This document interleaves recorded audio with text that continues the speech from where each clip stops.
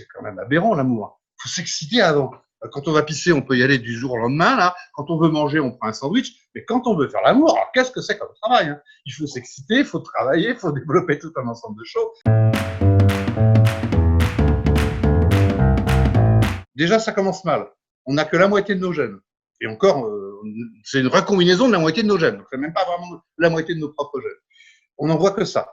Déjà, il faut l'envoyer. Pour l'envoyer, il faut trouver un partenaire. Hein. C'est pas si simple que ça.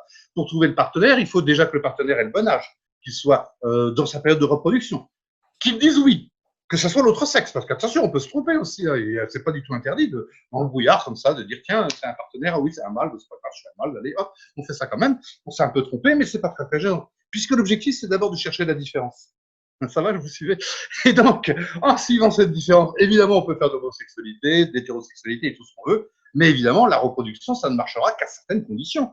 De l'hétérosexualité à un moment donné, avec des partenaires qui veulent bien le faire, qui soient dans le bon âge, dans la bonne structure, qui aient tout ce qu'il faut pour que ça marche.